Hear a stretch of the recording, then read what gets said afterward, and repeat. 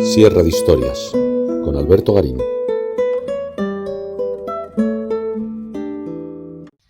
A mediados del siglo XV fue nombrado Papa de Roma Nicolás V, quien está considerado uno de los primeros sumos pontífices humanistas. Prueba de ello es que no solamente propició la reconstrucción de la Biblioteca Vaticana, sino que para ella se hizo rodear de un grupo de eruditos, entre los que destacaba con luz propia Lorenzo Valla, un notable filólogo que fue el encargado de demostrar de una manera científica la falsedad de la donación de Constantino, aquel documento inventado en los siglos 8 o 9 en el que se justificaba la posesión territorial de Italia por parte de los papas. Lo llamativo está en preguntarnos por qué un papa como Nicolás V iba a propiciar que uno de sus empleados, Lorenzo Valla, se esforzase por quitarle privilegios. Quizás porque en realidad la historia de la falsificación y el descubrimiento de esa falsificación por parte de Lorenzo Valla no es tan simple como acabo de relatar, sino que obedece a toda una serie de tejemanejes políticos en esa Italia de mediados del siglo XV, y a la larga, en realidad, el trabajo de Valla tardaría unos cuantos años de publicarse y de esa manera ser conocido por la mayoría del público. Rafael Sanzio murió en 1520. En aquel momento, junto con los colaboradores de su taller, estaba pintando las estancias vaticanas que, a modo de habitaciones privadas, se había hecho construir el Papa Julio II a partir de 1508. Con la muerte de Rafael, fueron sus discípulos los que hubieron de concluir la última de las estancias, la Sala de Constantino, dedicada al triunfo del cristianismo sobre el paganismo. Para ello, se pintaron una serie de 4 cuadros mostrando en las paredes la progresiva conversión del emperador Constantino, rematando el conjunto con la bóveda, dedicada al triunfo de la religión cristiana. De los cuadros de Constantino, hay uno que para esos años de los 1520 resultaba problemático, el titulado La donación de Constantino, donde este emperador a comienzos del siglo IV hacía entrega de Roma y de todo el Imperio Romano de Occidente al Papa Silvestre I, y lo convertía en soberano de estos territorios. Por cierto, el rostro de Silvestre I que aparece en las estancias vaticanas no era el de este antiguo sumo pontífice, sino el de Clemente VII, quien era el Papa de Roma en los años en que se estaba pintando el cuadro. Esta donación de Constantino justificaba la auctoritas que los papas habían mostrado desde la plena Edad Media sobre la cristiandad latina, y ya había sido motivo de otras representaciones previas, como el fresco del siglo XIII que tenemos en la iglesia de los 4 santos coronados de Roma. Pero para 1520, aunque esa donación de Constantino ya se había demostrado falsa, los papas de Roma seguían insistiendo en su validez, pues aún pretendían construir un reino en Italia que quedase bajo su mando. El inicio de la Reforma luterana todavía era visto como un problema menor, y Clemente VII consideraba que podía no solo acabar con esa herejía, sino imponer su autoridad sobre los italianos. Todo se vino abajo cuando las tropas del emperador Carlos V saquearon Roma en 1527. Clemente VII logró sobrevivir, pero sus ambiciones políticas no. Los papas habían tenido bienes inmuebles en Roma desde la oficialización del cristianismo, tras el llamado Edicto de Milán del 313, pero como propietarios particulares. Unos bienes que fueron creciendo con el paso del tiempo gracias a las donaciones de los fieles. Igualmente, desde comienzos del siglo IV, podemos encontrar las bases del derecho canónico por el que se rigen las relaciones de la jerarquía eclesiástica y de ésta con sus fieles. Pero en todos los casos, los papas, más allá de sus querencias de ser señores de Roma, seguían reconociendo la autoridad de los soberanos que regían sobre la ciudad eterna, ya fueran los emperadores de Occidente, los reyes ostrogodos o los emperadores bizantinos. Todo cambió con la invasión de Italia por parte de un nuevo pueblo germano, los lombardos, desde finales del siglo VI, y que numerosas veces acosaron Roma, prácticamente desvalida por sus soberanos bizantinos. En el año 712, Liutprando fue coronado rey de los lombardos e hizo del catolicismo la religión oficial de su estado, con lo que quería unificar a romanos, mayoritariamente católicos, con los germánicos, donde aún había algunos arrianos, que ya era una corriente marginal del cristianismo latino. Liutprando mantuvo una relación compleja con los papas de Roma, precisamente por su fervor católico. Si el rey consideraba que el papa no actuaba como un buen cristiano, no dudaba en atacarlo. Pero con todo, en el año 728, Liutprando le entregó al papa Gregorio II una serie de castillos, entre los que destaca el de Sutri, que pasaba a quedar bajo el dominio directo de los papas, ya como señores territoriales, sentando así la base de los estados pontificios. A partir de ese momento, los sucesivos papas irán logrando cesiones territoriales de los diferentes monarcas que reinaron sobre Italia. Tras Liutprando, el siguiente monarca que hará entrega, esta vez sí, de una serie destacada de dominios al papa, fue Pipino el Breve, padre de Carlomagno, que en el año 756 hizo la llamada Promisio Carisiaca. Los herederos de Carlomagno, los carolingios, no solo respetaron esta donación de Pipino, que ofrecía al papa la mayor parte de la Italia central, sino que siempre que pudieron fueron reforzándola. Es en ese momento, entre la segunda mitad del siglo VIII y la segunda mitad del siglo IX, cuando se inventó la donación de Constantino. No ha de sorprendernos. En el año 833, Luis el Piadoso, hijo de Carlomagno, fue desposeído de sus derechos imperiales por sus propios hijos.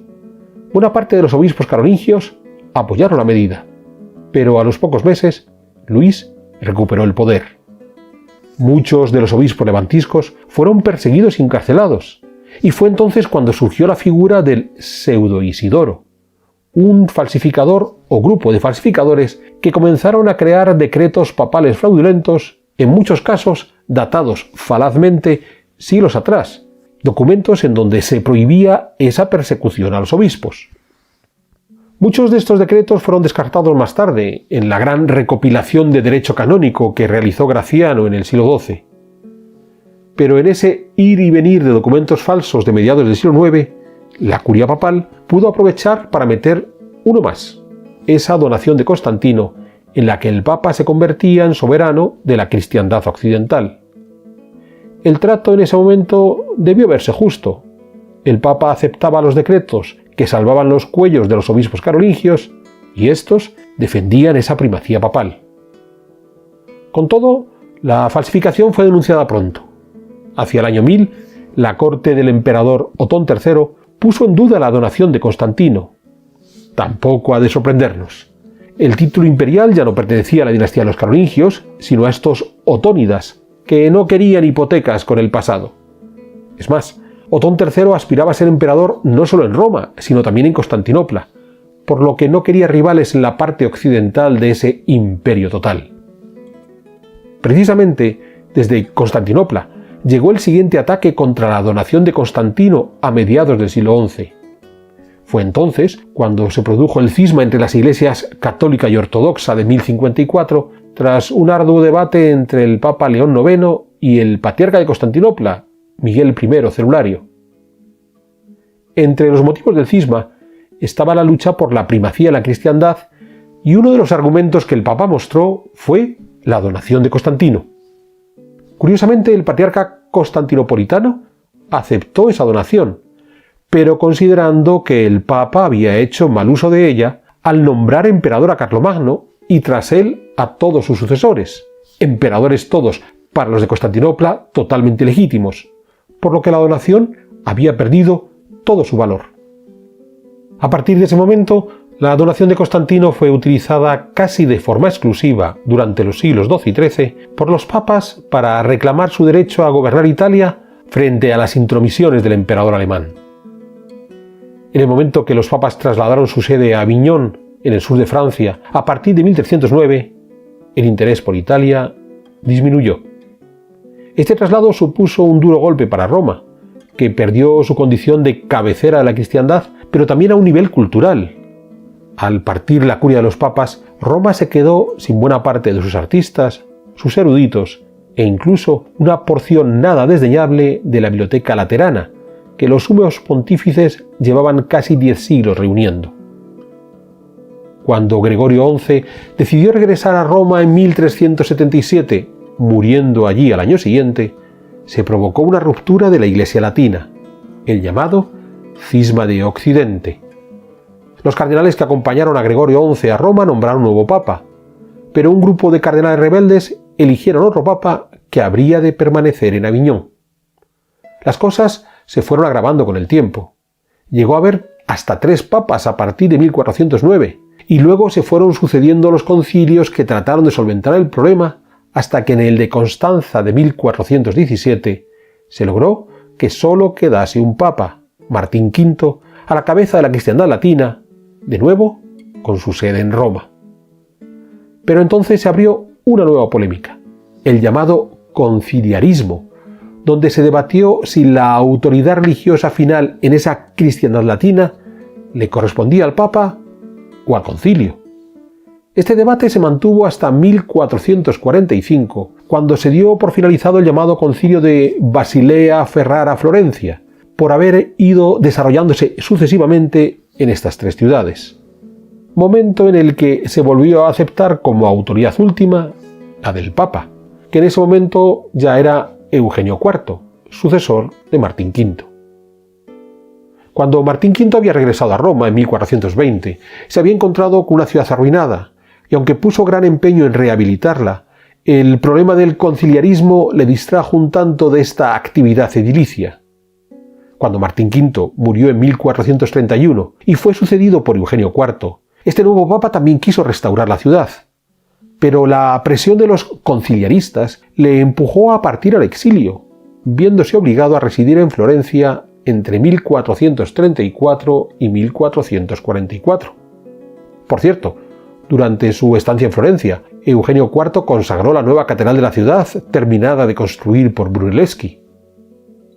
Entre los argumentos que ofreció para reforzar su autoridad, Eugenio IV esgrimió la donación de Constantino, encontrando el rechazo de uno de los conciliaristas más destacados del momento, Nicolás de Cusa, quien denunció la falsedad del documento. Nicolás de Cusa con los años pasaría a formar parte de la curia de otro eminente conciliarista, Eneas Silvio Piccolomini, quien, cambiando de postura, llegó a ser papa como Pío II. Es en ese momento cuando entró en escena Lorenzo Valla.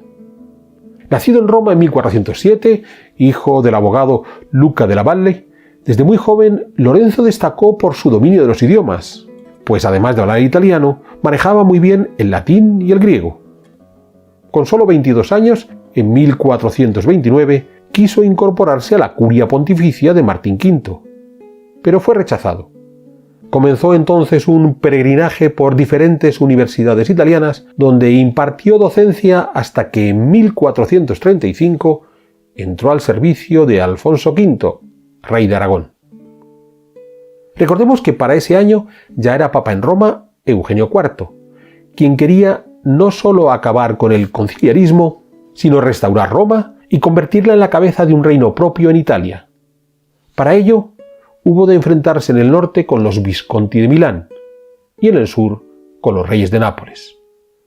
En 1435 había muerto Juana II de Nápoles y Alfonso V de Aragón, que ya era rey de Sicilia, reclamó el trono napolitano. Eugenio IV se opuso, pero Alfonso V terminó por lograr el apoyo de los milaneses y en 1443 conquistó Nápoles haciéndose nombrar rey. Fue durante este enfrentamiento entre el Papa Eugenio IV y el rey Alfonso V cuando Lorenzo Valla presentó en 1440 el De falso credita et ementita Constantini donation, donde con argumentos filológicos demostró que la donación de Constantino era una falsificación de los tiempos carolingios y, por tanto, los supuestos derechos del Papa a gobernar sobre Italia no eran válidos, tal como ya había señalado Nicolás de Cusa, y menos aún a inmiscuirse en la cuestión napolitana. No podemos negar que la curiosidad de Valla puede explicar el interés que este estudioso tuvo por analizar la donación de Constantino, pero es indudable que el rey Alfonso V debió incentivar la investigación, buscando quitarle argumentos a su enemigo, el Papa Eugenio IV. El trabajo de Valla no llegó a publicarse en vida de este autor. Como hemos señalado, Alfonso V fue coronado rey de Nápoles en 1443 con el visto bueno final de Eugenio IV, quien había de morir en 1447, siendo sucedido por Nicolás V. Lorenzo Valla dejó entonces la corte de Alfonso V y se trasladó a Roma, donde entró en la curia pontificia de Nicolás V, encargándose de la traducción de obras griegas hasta su muerte en 1457. Su obra sobre la falsedad de la donación de Constantino no se publicó hasta 1517, 60 años después de la muerte de Valla, ya en plena reforma luterana, por iniciativa del protestante Ulrich von Hutten. Una nota curiosa. En la historiografía tradicional, Nicolás V ha sido considerado como uno de los primeros papas humanistas por tener en su corte a Lorenzo Valla, el filólogo que desenmascaró la falsa donación de Constantino. Aunque, como acabamos de ver, ese trabajo lo hizo Valla para Alfonso V de Aragón y no se publicó desde el momento que Alfonso V se congració con los papas y el propio Lorenzo Valla entró al servicio de estos. Tras la publicación de 1517, ya hemos visto cómo Clemente VII no tuvo inconveniente de encargar a partir de 1520 a los discípulos de Rafael ese fresco para las estancias vaticanas que volvía a reivindicar la donación de Constantino. Pero como ya vimos, no sirvió de nada. Roma fue saqueada en 1527. Clemente VII hubo de abandonar sus aspiraciones territoriales. La reforma protestante triunfó en la mitad de la cristiandad latina y la falsificación de Constantino solo había de quedar como título de uno de los 20 frescos de las estancias vaticanas. Sierra de Historias, con Alberto Garín.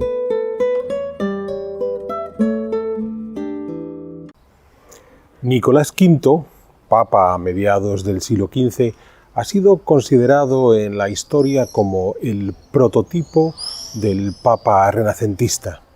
El principal motivo para recibir este calificativo tan positivo fue su pasión por los libros, que le llevó a configurar la nueva Biblioteca Vaticana.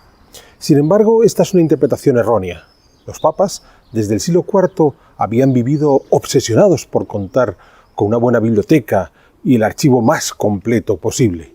Lo que Nicolás V tuvo que hacer, en realidad, fue reconstruir una biblioteca que había quedado muy diezmada por el traslado de los papas a Aviñón, dado que allí quedaron buena parte de sus libros, y todas las vicisitudes posteriores al retorno desde Aviñón a Roma, el cisma de Occidente, el conciliarismo. Es cierto que Nicolás V tenía una pasión desenfrenada por los libros. En su juventud se dedicó a reunir todos aquellos que podía, y además fue capaz de traer buena parte de la Biblioteca Imperial de Constantinopla cuando ésta cayó en manos de los turcos, en 1453. Pero sería un error considerar que era la primera vez que un pontífice romano se preocupaba por construir una biblioteca.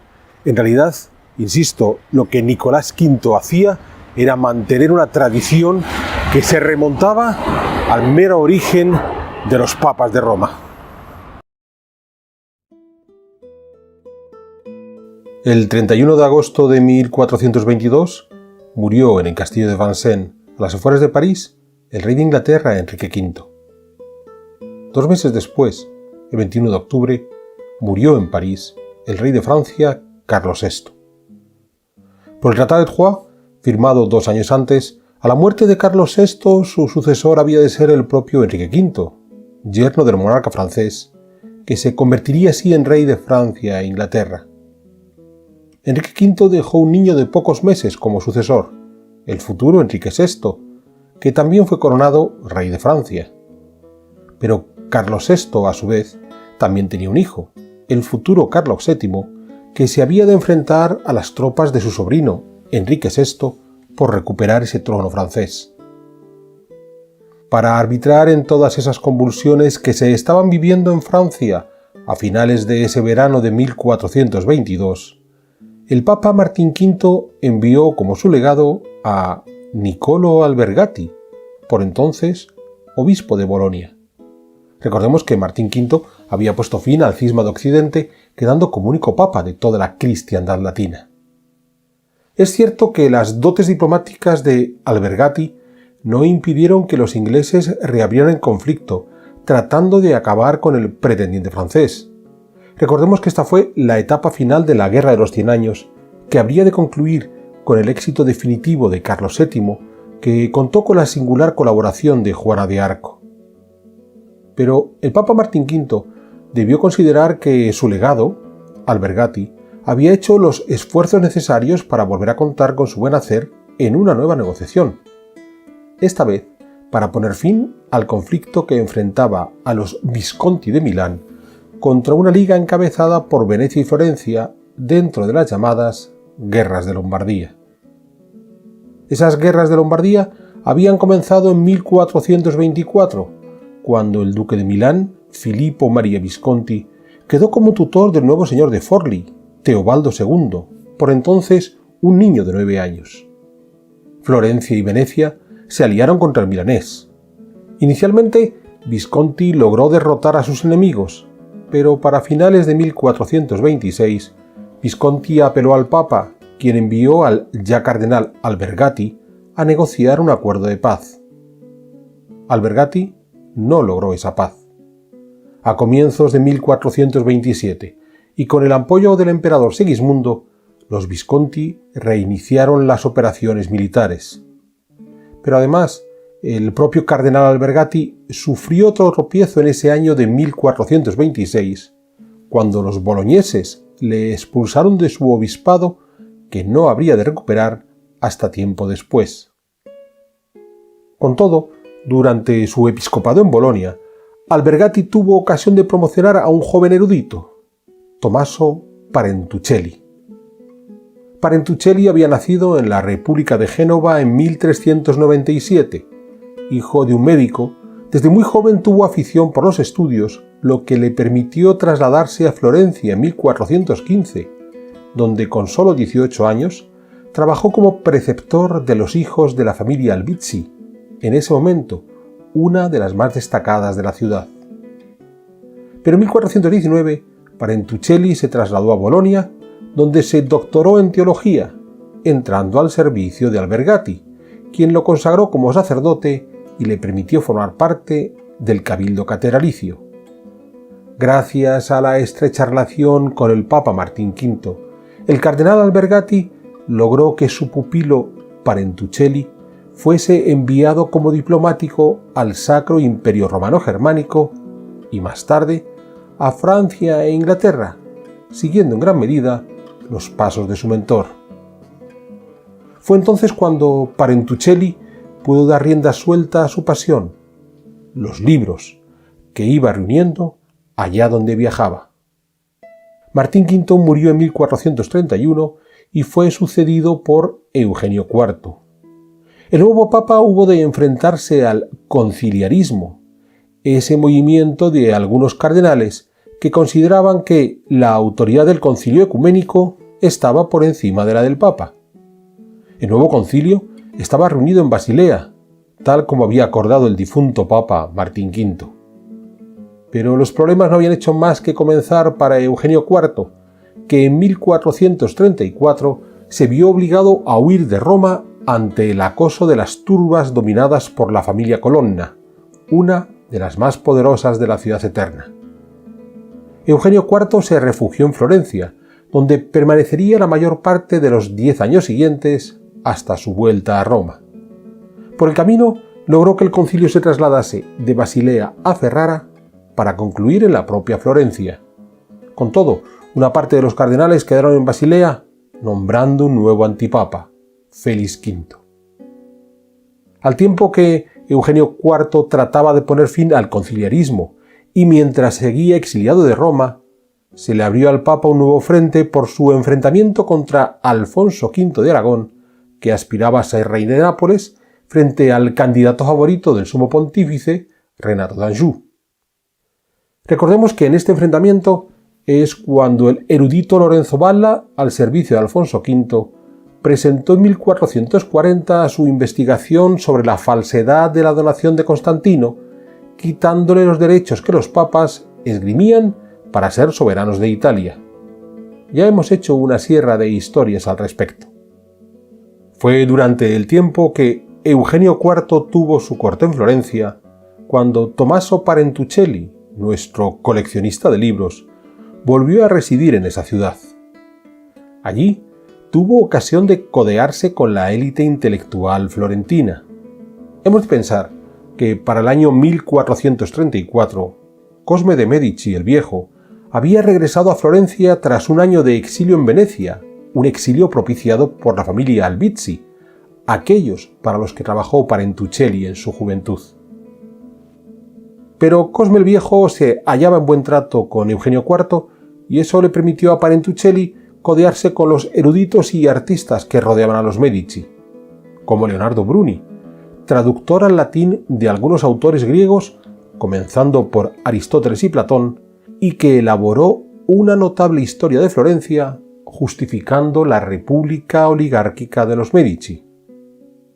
O Poggio Bracciolini, discípulo de Bruni, quien en su juventud se dedicó a recuperar algunos textos clásicos de, entre otros, Cicerón, Virgilio o Quintiliano, que recuperó en las bibliotecas de las abadías de Cluny o San Galo. O Ambrogio Traversari, traductor de algunos destacados teólogos de la Iglesia bizantina. O el mismísimo León Bautista Alberti, un arquitecto a quien Parentuccelli ya había tratado a su paso por Bolonia. En 1443 murió el cardenal Niccolo Albergati y su discípulo Parentuccelli fue nombrado nuevo obispo de Bolonia. Pero el Papa Eugenio IV tenía otros planes para Parentuccelli, a quien volvió a enviar a negociar al Sacro Imperio con objeto de poner fin a los últimos restos de conciliarismo que quedaban en Alemania. Parentuccelli lo logró y fue nombrado cardenal en 1446. Para ese entonces, Eugenio IV ya había regresado a Roma y trataba de renovar la ciudad trayendo las modas que había visto en Florencia. Así, logró que el Filarete terminase las nuevas puertas de la Basílica de San Pedro o hizo que acudiesen Fra Angelico y Jean Fouquet, a quienes quería encargar una serie de nuevas decoraciones pictóricas para el Vaticano. Pero Eugenio IV murió en febrero de 1447, dejando muchas de sus obras inconclusas. Para sucederle, fue nombrado el cardenal Parentuccelli, que se convirtió en Nicolás V. Entre los primeros logros del nuevo papa estuvo la firma del Concordato de Viena de febrero de 1448. Este concordato venía a ratificar aquella embajada que Parentuccelli había hecho 2 años atrás al imperio. No solo ponía fin al conciliarismo, sino que el papa recuperaba buena parte de los privilegios perdidos en Alemania, al tiempo que conseguía la renuncia del antipapa Félix V, que había logrado subsistir en gran medida por el favor imperial. Con todo, Nicolás V, tras contar con el visto bueno del emperador Federico II, hubo de ir negociando con cada uno de los príncipes alemanes hasta lograr el visto bueno de todos, en muchos casos a regañadientes. En este ambiente de éxito moderado es donde Nicolás V lanzó su programa de mejora para Roma en general y el Vaticano en particular. El Papa quería aprovechar el hecho de que 1450 era año santo, y con objeto de celebrar ese jubileo, Roma se iba a llenar de peregrinos recorriendo las numerosas iglesias de la ciudad buscando la indulgencia plenaria. De esta forma, Nicolás V pretendió mejorar la ciudad para los romanos, bastante descuidada ante la ausencia de los papas, y que esas mejoras pudieran ser financiadas gracias a la afluencia de peregrinos. Comenzó por acondicionar las diferentes iglesias romanas, para lo que hizo llamar a un grupo heterogéneo de artistas, entre los que había aquellos que se mantenían en la tradición medieval, como Antonio Vivarini, Bartolomeo di Tommaso o Benedetto Bonfigli, con otros que ya se habían apuntado a las modas clásicas, como Andrea del Castaño o Piero de la Francesca. Fue entonces cuando llegó a Roma el flamenco Roger van der Weyden, a quien se le atribuye la introducción de la técnica del óleo en la pintura italiana, aunque quizás Jean Fouquet, a quien vimos antes trabajando para Eugenio IV, ya lo hubiera mostrado a sus colegas italianos. Nicolás V, además, rehizo las murallas urbanas y, sobre todo, rehabilitó el sistema de distribución de aguas que databa de los tiempos del Imperio Romano. Destaca el trabajo que había de efectuarse sobre el Aqua Virgo, un acueducto del siglo I a.C. que había de ser rematado por una fuente diseñada por Alberti, en el mismo emplazamiento donde hoy tenemos la Fontana de Trevi. La colaboración entre Alberti y Nicolás V, pese a la amistad que les unió, parece que no fue más allá de esta obra hidráulica. Es cierto que cuando Alberti presentó su Tratado de Arquitectura en 1452, el De Re Aedificatoria, se lo dedicó al Papa, pero el arquitecto era un tanto crítico con las obras papales. Alberti soñaba con resucitar la vieja Roma, mientras que Nicolás V se iba conformando con recuperar restos de las ruinas romanas que aprovechaba para parchear los monumentos que iba arreglando. Pero más allá de las intervenciones urbanas, la principal apuesta arquitectónica y artística de Nicolás V fue el Palacio Apostólico, que comenzó a construir al noreste de la Basílica de San Pedro, en el sector que hoy encontramos en torno al Patio del Papagayo. La idea era que la sede de los papas se alejara del centro de Roma y se vinculara con más fuerza al Vaticano de San Pedro, es decir, tal como ocurre hoy. Con todo, esta idea de concentrar el poder pontificio en el Vaticano no fue asumida de manera inmediata por sus sucesores. Así, Paulo II, papa entre 1464 y 1471, se hizo levantar otro palacio apostólico, el Palacio Venecia, cerca del Capitolio, pero fuera del Vaticano. El Palacio Apostólico de Nicolás V había de estar constituido por sus apartamentos privados, que habían de incluir un oratorio propio, así como su estudio personal al que había de vincularse la rehecha Biblioteca Vaticana. El oratorio es la conocida como Capilla Nicolina, una estancia cuya decoración fue encargada a Fray Angelico y sus discípulos, que crearon dos series de frescos. Recordemos que Fray Angelico ya había llegado a Roma en tiempos de Eugenio IV. La primera serie estaba dedicada a San Esteban, diácono del siglo I que fue martirizado en Jerusalén, y la segunda serie dedicada a San Lorenzo, otro diácono, pero del siglo III, martirizado en su caso en Roma. La elección de los temas por parte de Nicolás V no fue gratuita. Por un lado, los restos de ambos santos se encontraban en la iglesia romana de San Lorenzo Extramuros, pero además, la historia de los dos diáconos fue sabiamente aprovechada por el Papa. San Esteban fue martirizado después de debatir con el Sanedrín de Jerusalén y hacerles ver que no seguían la palabra de Dios.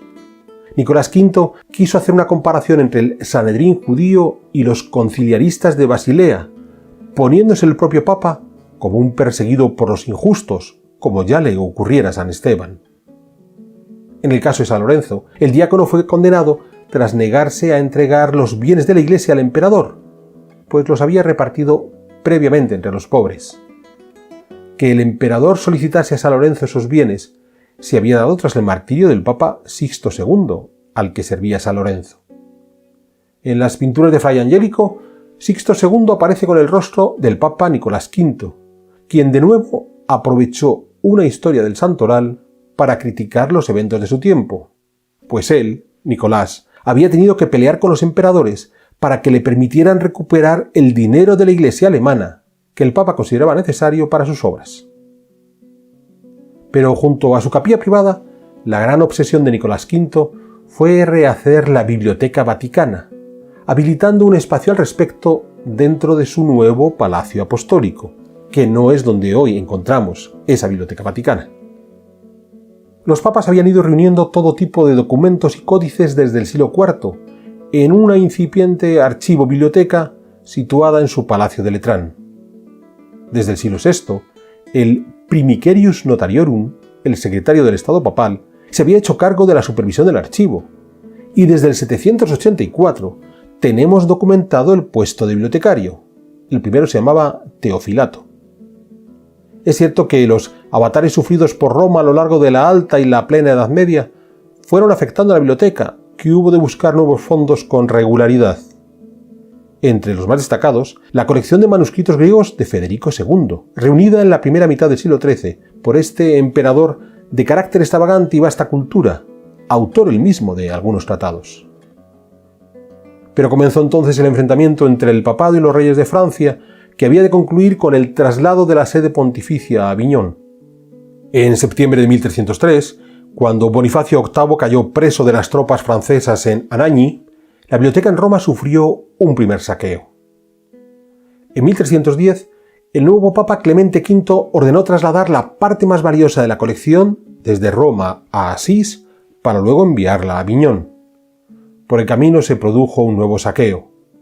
Con todo, los pontífices lograron reunir una cantidad notable de documentos en su nueva sede aviñonense, la mayor parte de los cuales se quedaron allí cuando Gregorio XI regresó a Roma y hoy están en la Biblioteca Nacional de Francia. Hubo entonces que comenzar a rehacer la Biblioteca Vaticana, con algunos libros que habían quedado en Roma, los pocos que regresaron de Aviñón y, sobre todo, la colección que logró reunir Nicolás V, que llegó a juntar más de 1.200 documentos. Para ello, a los libros que el propio Nicolás V había obtenido en sus viajes de juventud, sumó los que logró rescatar de la Biblioteca Imperial de Constantinopla tras la caída de esta ciudad en manos de los turcos en 1453, labor que encomendó al gramático Alberto Enoch d'Ascoli.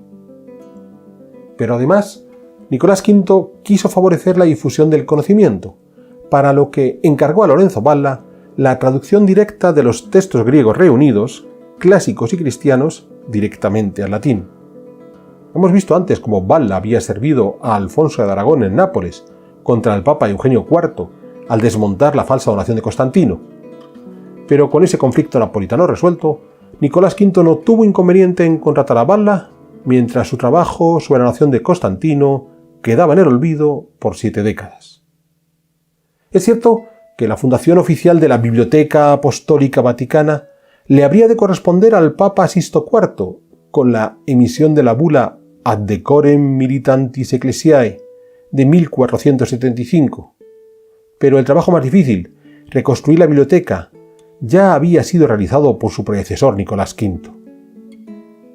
Esa reconstrucción de la biblioteca le ha valido a Nicolás V en la historiografía el ser considerado como el prototipo de papa humanista, considerando el humanismo como un movimiento antropocéntrico que daba protagonismo al hombre frente al teocentrismo medieval que supeditaba todo a Dios, y como mejor prueba de ese antropocentrismo, la vuelta al mundo clásico grecorromano. A partir de esa definición muy simplificadora del llamado humanismo renacentista, hemos de preguntarnos si Nicolás V fue un humanista. Es cierto que contrató artistas apuntados a la moda clásica, comenzando por Fra Angelico, pero también otros enraizados en la tradición medieval. Es más, Fra Angelico pudo seguir las formas clásicas, pero para representar motivos cristianos. Nicolás V además contó con los servicios de eruditos como Lorenzo Valla, apasionado por la literatura clásica, pero que también tradujo textos teológicos de la Iglesia bizantina. La obra más significativa de Nicolás V fue la reconstrucción de la Biblioteca Vaticana, pero esa biblioteca había sido uno de los bienes más queridos de los sucesivos papas desde el siglo IV. En ningún momento los papas habían dejado de tener bibliotecas a lo largo de toda la Edad Media. El mundo clásico no había sido olvidado durante esa Edad Media, sino continuamente admirado y reinterpretado. En ese sentido, Nicolás V no fue muy distinto a sus predecesores.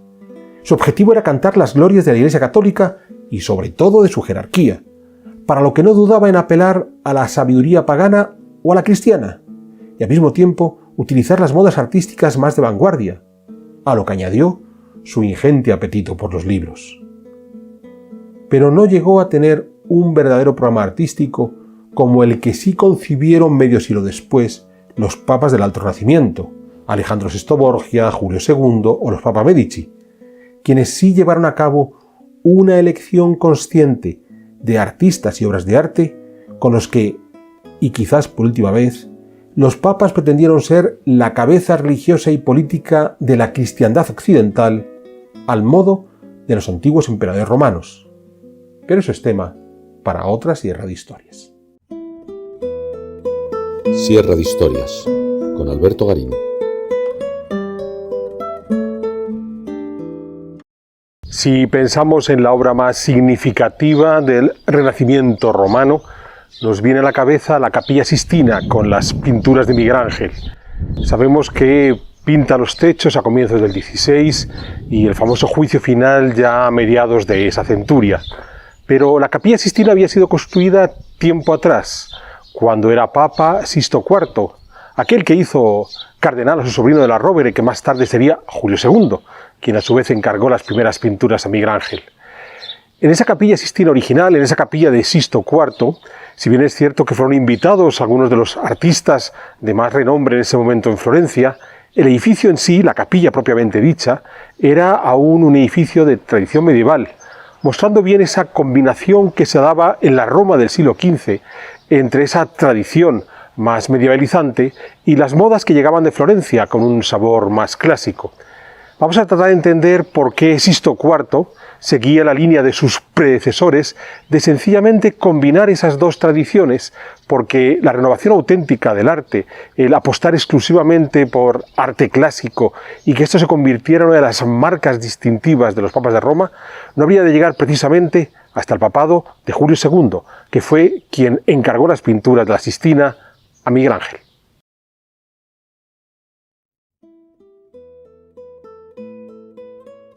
El 29 de mayo de 1453, Constantinopla caía en manos de los turcos otomanos, poniendo así fin al imperio romano que Octavio Augusto había creado 1500 años atrás.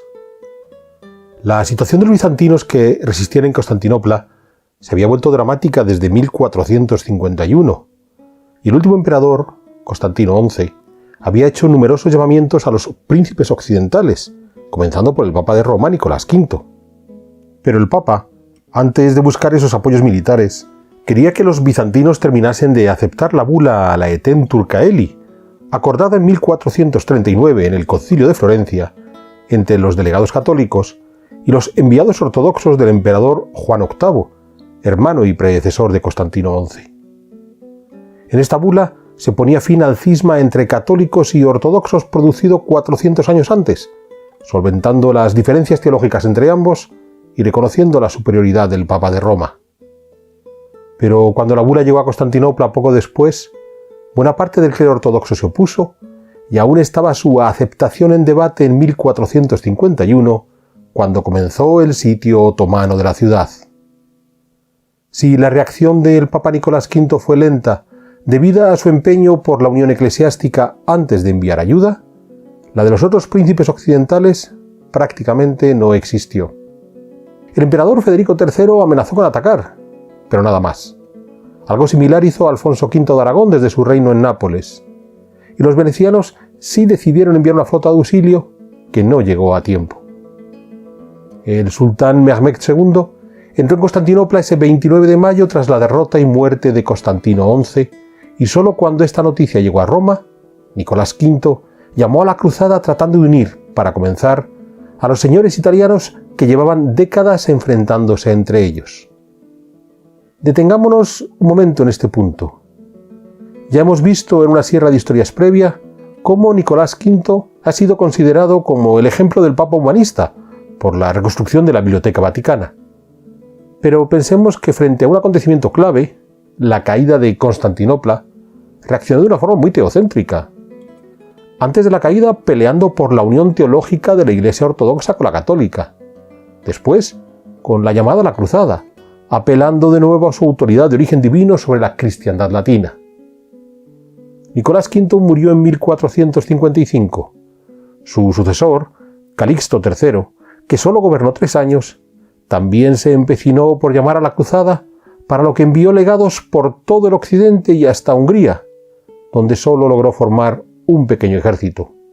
Es más, Calixto III vendió parte de su ajuar de mesa personal, así como algunos de los libros más costosos que había conseguido Nicolás V para financiar ese ejército. A la cabeza del mismo se colocó al noble húngaro Juan Hunyadi, quien, pese a haber sido ya derrotado previamente por los turcos, esta vez logró soportar el sitio de Belgrado de 1456, derrotando al mismísimo Mehmed II. Cuando Calixto III murió en 1458, ese espíritu de cruzada había de durar, pero ya de forma muy atenuada. Su sucesor, Pío II, convocó en 1459 un congreso en Mantua, con objeto de llevar a cabo una verdadera cruzada, pero de nuevo el intento fracasó. El marqués de Mantua, Ludovico III, había sido el encargado de organizar el congreso. Para su corte trabajaba Andrea Mantegna, quien al hilo de esta reunión pintó una oración en el huerto, donde la Jerusalén que aparecía en el horizonte, detrás de Cristo, era en realidad una recreación de Constantinopla, con varios de sus campanarios coronados por las lunas crecientes de los otomanos, esa Constantinopla que había que recuperar. Dado que los príncipes no acudieron a su llamada, Pío II optó por una solución más original. En 1460 hizo circular una carta escrita por él mismo donde invitaba al sultán Mehmed II a convertirse al cristianismo y a cambio el Papa le concedería el título de emperador romano. Obviamente, el sultán no aceptó tal ofrecimiento. Pío II, Eneas Silvio Piccolomini por su nombre secular, antes de ser nombrado Papa, ya era un destacado intelectual.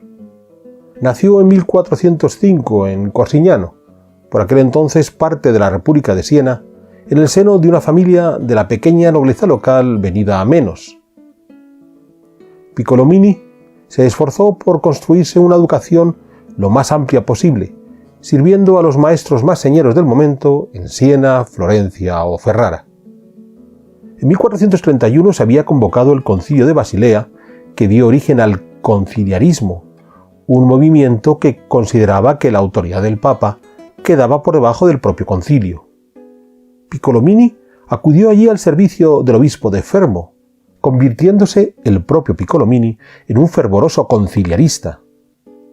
Pero en los años siguientes fue cambiando de señor y de opinión, hasta entrar al servicio del emperador Federico III en 1442.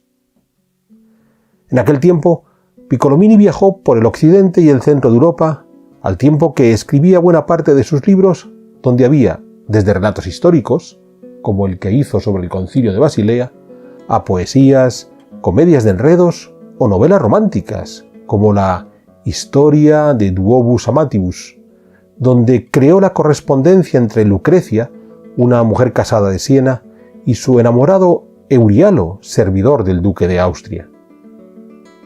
En 1446, Piccolomini fue consagrado como diácono y en marzo de 1447 como sacerdote. En ese mismo mes, había sido nombrado Papa Nicolás V, quien había sido compañero de estudios de Piccolomini años atrás en Florencia. Nicolás V aupó rápidamente a su viejo amigo, haciéndole obispo de Trieste ese mismo año de 1447 y arzobispo de Siena en 1449. Ya sería Calixto III quien le nombraría cardenal en 1456. Para entonces, Piccolomini se había convertido en un ferviente defensor de la autoridad papal frente al concilio. Como ya hemos señalado antes, a la muerte de Calixto III, Piccolomini, que además se había vuelto furibundo antiturco, fue elegido como papa con el nombre de Pío II, organizando de inmediato el Congreso de Mantua, llamando una nueva cruzada que no se produjo. Esto no disminuyó su empeño por combatir a los otomanos, pero durante su pontificado también tuvo tiempo para dos trabajos muy singulares. Por un lado, los Commentarii, escritos hacia 1463, una verdadera autobiografía que le sirvió para explicar tanto los acontecimientos que vivió como su propia evolución desde el conciliarismo hacia la supremacía papal, una supremacía que él mismo quiso reforzar mediante una serie de bulas. Por otro lado, Pío II también se dedicó a la mejora de su pueblo natal, Corsignano, que pasó a llamarse Piensa en honor al Papa tras las construcciones que éste financió allí. Corsignano era una aldea de origen etrusco. Para mediados del siglo XV era una pequeña localidad completamente amurallada, con una planta rectangular irregular, cuya calle principal atravesaba de manera serpenteante en dirección este-oeste. A media calle es donde se había levantado en plena Edad Media una iglesia románica orientada al este, que fue demolida, junto a otras edificaciones en torno, para levantar la nueva catedral y los palacios anexos, abriendo una plaza de forma trapezoidal. La obra le fue encargado a Bernardo Rossellino, discípulo de León Bautista Alberti, destacado arquitecto que ya había sido llamado a Roma por los papas Eugenio IV y Nicolás V. Tradicionalmente, se ha considerado que el trabajo de Rossellino en Piensa es el reflejo de las teorías urbanísticas de Alberti y con ello el arranque del urbanismo renacentista. Pero hay que tener en cuenta que Alberti no tuvo una teoría urbanística muy desarrollada, con referencias que ya se daban en el mundo medieval, como la necesidad de buscar lugares saludables para las ciudades o que éstas estén amuralladas. Solo en su libro octavo entra en la forma de trazar las calles y las plazas.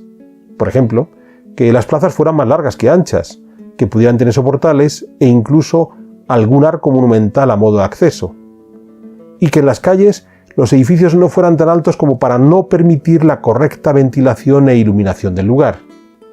Es posible que cuando Alberti escribía todo esto, estuviera pensando en alguna de las antiguas ciudades de origen romano que él mismo conocía. Pero nada de lo escrito hizo Rossellino en Piensa. Las calles siguieron siendo estrechas, y la nueva plaza era más ancha que larga. ¿Dónde se dieron las novedades entonces? En el diseño de los edificios. La nueva catedral sí utilizaba el repertorio clásico que habían recuperado Brunelleschi o Alberti, de columnas clásicas, arcos de medio punto y frontones. O en el Palacio Piccolomini, que había de convertirse en la residencia de recreo del Papa, situada al oeste de la catedral, y que imitaba el Palacio Rucellai, que el propio Alberti había comenzado a construir en Florencia en 1446. Pero en los otros edificios que cerraban la nueva plaza, el Palacio Episcopal al este o el Palacio Comunal al norte, esa pureza clásica se diluía aún más. En definitiva, como ya había ocurrido con Nicolás V durante su papado en Roma, cuando encargó la capilla nicolina del Vaticano a Fra Angelico, en Piensa, Pío II encargó una serie de edificios que se apuntaban a las modas que venían desde Florencia, pero en ningún caso planteó una remodelación total de la ciudad, siguiendo un supuesto modelo renacentista. Podemos pensar que en realidad el proyecto no llegó a concluirse por la muerte de Pío II en 1464. Pero en realidad el corazón de su proyecto fue la plaza de la catedral, y ésta sí quedó terminada. Empecinado en combatir a los turcos, Pío II volvió a convocar la cruzada en 1464, para lo que esperaba contar con el apoyo de la flota veneciana. El propio Papa acudió al puerto de Ancona para liderar a sus huestes, miles de voluntarios llegados sobre todo desde Alemania y la península ibérica. Pero los venecianos no acudieron. Abandonado y enfermo, Pío II murió en agosto de 1464. Le sucedió en el trono de San Pedro el cardenal Pietro Barbo, que tomó el nombre de Paulo II. Barbo había nacido en Venecia en 1417. Era sobrino del Papa Eugenio IV, también veneciano, quien a su vez era sobrino de otro papa veneciano, Gregorio XII. Estas prácticas nepóticas fueron muy habituales en el papado y aún habrían de permanecer durante décadas. Es más, el propio término nepotismo deriva del latín nepote, sobrino, por ser los sobrinos de los religiosos los que se favorecían del puesto de poder de sus tíos. Curiosamente, dos de las grandes promesas que Paulo II hizo al comenzar su pontificado fueron acabar con ese nepotismo y organizar, por fin, la cruzada contra los turcos. No hizo ninguna de las dos cosas. No fueron sus únicas contradicciones. Favoreció la restauración de los antiguos monumentos romanos, aunque aprovechó parte de ellos para su gran obra, el Palacio Venecia. Fundó la primera imprenta de Roma en 1467, favoreciendo la difusión de los textos escritos, pero que debían ceñirse a los autores cristianos. En este sentido, hizo cerrar la Academia Romana, un cenáculo de literatos, donde destacaron Platina o Pomponio Leto, devotos de la literatura clásica y que incluso abogaron por recuperar la religiosidad pagana. Pero sin duda, lo más chocante fue su empeño en adelgazar la administración de Roma, tanto la municipal como la religiosa, con objeto de reducir los gastos, al tiempo que abandonaba el Palacio Apostólico que había comenzado a construir Nicolás V en el Vaticano y se hacía levantar una nueva residencia, el Palacio de Venecia, que ejemplificaba bien ese debate que había entre tradición medieval y moda clásica. Hemos de tener en cuenta que el aspecto que ofrece hoy el Palacio de Venecia es el resultado de la construcción del monumento del rey Víctor Manuel II, a finales del siglo XIX, principios del XX, que transformó toda esta parte de la ciudad de Roma, incluyendo la demolición de uno de los pabellones de ese palacio de Pablo II. El Palacio de Venecia fue levantado reuniendo varias de las construcciones que rodeaban a la Basílica de San Marcos en el Capitolio, un templo levantado ya en el siglo IV y que desde época medieval se convirtió en la iglesia de los venecianos en Roma. Recordemos que Pablo II era veneciano. Frente a la iglesia, el Papa pidió al arquitecto encargado de la obra, Francesco del Borgo, discípulo también de Alberti, que se habilitase una gran plaza, una parte de la cual había de estar ajardinada, y donde habían de celebrarse una gran mayoría de los eventos de su pontificado. El palacio propiamente dicho estaba construido primero por el Palazzetto, que cerraba la nueva plaza por el este y que junto a los jardines fueron la parte desmontada en 1909. Sería remontada en el ángulo suroeste de forma algo libre. Segundo, el palacio en sí. Y tercero, la unión entre ambos edificios, la Torre de la Biccia. Si vemos imágenes de la estructura original, desde el exterior, tiene un claro sabor medievalizante. Los dos palacios tenían matacanes corridos en su fachada. Recordemos, los matacanes son esos voladizos que permitían atacar en vertical al enemigo que estuviera al pie del muro. Y las fachadas estaban rematadas por almenas. La sensación de fortificación medieval se agudizaba aún más con la propia torre. Pero en los patios interiores, la situación cambiaba. Ahí sí que el arquitecto del Borgo se atrevió a manejar los órdenes clásicos, aunque con ciertas limitaciones, como podemos ver en los pórticos inferiores del palacio, con pilares que no columnas, rematados por un orden que pareciera corintio. Ese lenguaje más clásico estaba mejor resuelto en la nueva fachada que Paulo II requirió para la Basílica de San Marcos. La portada estaba constituida por un pórtico de arcos de medio punto sobre pilares con semicolumnas jónicas que soportaba una galería, también con arcos de medio punto sobre pilares con semicolumnas, esta vez corintias. No debió ser una elección gratuita. Para la parte residencial, Paulo II se mantenía en las soluciones de las residencias urbanas fortificadas medievales. Fue en el espacio religioso donde sí apostó por el lenguaje clásico. Veremos que esa idea de vincular espacio católico y arte clásico no cuajó de inmediato, pero sí estamos ante el antecedente de lo que se hará en la Gran Roma del Alto Renacimiento, la del nuevo San Pedro del Vaticano. Por cierto, en 1564, un siglo después de Paulo II, los papas entregaron el Palacio Venecia a la República de Venecia, que lo convirtió en su embajada en Roma hasta 1797, el año en que desapareció esa República Veneciana. De ahí el nombre que ha conservado hasta hoy ese palacio. Paulo II murió en 1471. Le sucedió el cardenal Francesco della Rovere, quien había de convertirse en el Papa Sixto IV. Nacido en 1414, en una aldea de Liguria, parece que su familia era de condición modesta.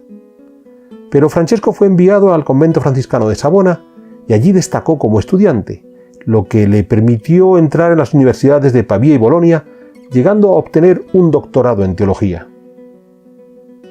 De esta manera, pudo convertirse en profesor de diferentes universidades hasta llegar a la de Roma, donde captó la atención del colegio cardenalicio hasta ser él mismo nombrado cardenal por Paulo II en 1467. Muerto Paulo II, la elección de Francesco della Rovere como Sixto IV causó cierta sorpresa. No estaba en la lista de los favoritos y todo apunta a que uno de sus sobrinos, Pietro Riario, pagó a los diferentes cardenales para que eligieran a su tío. El peso de su familia marcaría el gobierno de Sixto IV. Ya veíamos antes cómo Paulo II se había comprometido a acabar con el nepotismo, pero con Sixto IV esta práctica aumentó de forma notable. Es cierto que nada más ser elegido papa, Sixto IV predicó una nueva cruzada contra los turcos, que financió con los bienes y joyas que había dejado Paulo II, logrando que una coalición de ejércitos italianos atacase Esmirna en 1472. Las operaciones no fueron más allá, porque rápidamente Sixto IV centró su atención en Italia. Ya hemos dicho que el nuevo papa se caracterizó por su nepotismo. A buena parte de sus sobrinos les dio prebendas eclesiásticas. Pensemos que uno de ellos, Giuliano, llegaría a ser papa con el nombre de Julio II. Pero la figura más destacada en esos momentos fue otro de sus sobrinos, Girolamo Riario, convertido en capitán general de la Iglesia y para quien el papa quería crear un principado en el centro de Italia. Pero para ello, el principal escollo en ese momento era la Florencia de los Medici, que habían ampliado sus dominios en la Toscana y amenazaban a los propios estados pontificios. Desde 1469 gobernaba la ciudad Lorenzo el Magnífico, cuya relación con Sixto IV se fue degradando con los años. Los Medici habían sido los banqueros de los papas desde hacía décadas. Sixto IV les quitó el monopolio y lo pasó a otra familia florentina, los Pazzi. A partir de entonces, aumentaron los roces entre las tropas papales y las de los Medici, hasta que en abril de 1478, los Pazzi, apoyados por Monteseco, un reputado condottiero del papado, organizaron un atentado contra Lorenzo el Magnífico. La conspiración fracasó. Varios miembros de la familia Pazzi fueron ajusticiados y los florentinos declararon la guerra al papado. Esta llamada Guerra Toscana había de durar desde 1478 hasta 1480, cuando, sin cambios reales, los contendientes decidieron firmar la paz debido a la amenaza turca. El sultán Mehmed II, viendo que los italianos se peleaban entre ellos, aprovechó para atacar Otranto en el sur de la península italiana. El ataque logró ser repelido. Pero rápidamente, en 1482, el papa y su ambicioso sobrino Riario volvieron a la carga para ocupar Ferrara, esta vez con la ayuda de Venecia. La guerra terminó en 1484, cuando hubo cambios de bandos y fue Venecia quien ganó nuevos territorios. Riario no logró su señorío y Sixto IV murió poco después. En paralelo con estas ambiciones políticas familiares, durante su pontificado Sixto IV no dejó de ser el gobernante de Roma, además de un teólogo de peso. En la ciudad retomó los trabajos de urbanismo que ya había emprendido Nicolás V décadas atrás. Mejoró algunas calles, construyó un nuevo puente sobre el Tíber, el Ponto Sisto, reordenó los mercados. Pero sobre todo lanzó la construcción de la nueva capilla mayor que había de servir como lugar de reunión de la corte pontificia. La capilla había de estar dedicada a la Asunción de la Virgen. Sixto IV tenía una especial predilección por la devoción mariana. En este sentido, propició el culto a la Inmaculada Concepción, pese a que ese dogma de la Inmaculada no fue instaurado hasta el siglo XIX, es decir, 4 siglos más tarde. Y en relación con esa devoción mariana, Sixto IV también promovió el rezo del rosario, aunque su institucionalización habría de tardar otro siglo. Esa capilla mayor es la que hoy conocemos como Capilla Sixtina. Se situó al norte de la Basílica de San Pedro, entre esta y el Palacio Apostólico Nicolás V, donde posiblemente ya había una capilla mayor previa. El edificio fue diseñado por Baccio Pontelli, un arquitecto florentino especializado sobre todo en arquitectura militar. La ejecución la llevó a cabo Giovannino de Dolci. Se trata de una capilla rectangular orientada este-oeste. En elevación dispone de 4 plantas, 2 bajo rasante, que pudieron servir de bodegas, hoy albergan las colecciones de arte contemporáneo, el nivel principal, que es la capilla propiamente dicha, y un piso superior por encima de las bóvedas. Desde este piso superior se accedía al adarve sobre matacanes que rodeaba toda la capilla, lo que en su momento hizo de la Sixtina el elemento de la fortificación norte de la Basílica de San Pedro. Para garantizar la correcta iluminación de esta capilla, se abrieron ventanas en los lados norte, oeste y sur. Las del lado oeste fueron cegadas para posibilitar que Miguel Ángel pintase el Juicio Final 70 años más tarde, momento en el que, además de eliminar esas ventanas, se quitaron las pinturas que decoraban esta parte y que habían sido realizadas por el Perugino. En este sentido, la decoración de la Sixtina encargada por Sixto IV fue toda una declaración de intenciones de su política papal. Para llevarla a cabo, en 1480, el Papa hizo venir al Perugino acompañado de un destacado grupo de artistas florentinos, Ghirlandaio, Botticelli, Rosselli. No fue una elección casual. Más allá del gusto por la moda clásica que podían encarnar estos artistas, Sixto IV buscaba reconciliarse con Lorenzo el Magnífico tras la conspiración de los Pazzi y esa guerra de la Toscana que les había tenido enfrentados. Pero fue una reconciliación a la manera del Papa, porque estos artistas no venían a reproducir las modas neoplatónicas de la Florencia de los Medici. Sixto IV quiso todo un programa de enaltecimiento del papado. En el lado sur había de pintarse la historia de Moisés, reflejando la antigua ley. En el lado norte estaría el relato evangélico, la historia de Cristo, en definitiva la nueva ley, incluyendo el momento en el que Jesús entregaba la llave de su iglesia a Pedro y, por tanto, a los papas. Sobre estas dos series de relatos, en los espacios entre las ventanas, se colocaron los retratos de los papas martirizados, y en el techo, hasta que Miguel Ángel 30 años después repintó las bóvedas, un cielo estrellado. El mensaje era claro: la ley divina que daba la salvación solo permitía llegar al cielo con la intercesión de los papas. Un mensaje que quedaba aún más reforzado si recordamos que en el muro oeste, donde hoy está el juicio final de Miguel Ángel, lo que inicialmente había pintado el Perugino era una asunción de la Virgen, con el propio Sixto IV arrodillado frente a María. La Madre de Dios se convertía en una encarnación de la Iglesia que llevaba hasta la salvación. Y de nuevo, el último peldaño antes de llegar al cielo a través de María era el Papa Sixto. Hemos de pensar que Sixto IV fue quien en 1475 por fin oficializó la Biblioteca Vaticana que había reconstruido Nicolás V, recuperando a aquellos poetas de la Academia Romana que veíamos antes, que había marginado Pablo II, y nombrando a uno de ellos, Platina, como el primer prefecto de la biblioteca. Si nos quedásemos solo con ese dato, pudiera parecer que por fin se estaba dando un giro hacia el humanismo, aún más agudizado con la construcción de la Sistina, con esa pléyade de artistas florentinos. Pero hemos de volver a ser cautos. La restitución de los miembros de la Academia Roma permitió volver a contar con un grupo de funcionarios válidos para las reformas que Sixto IV había emprendido por toda la ciudad. Los artistas florentinos formaron parte de su política de apaciguamiento con los Medici, y la Sistina fue concebida como una capilla fortaleza con una decoración de corte clásico que no cantaba las bondades del hombre, sino la gloria de la Iglesia como intercesor ante Dios.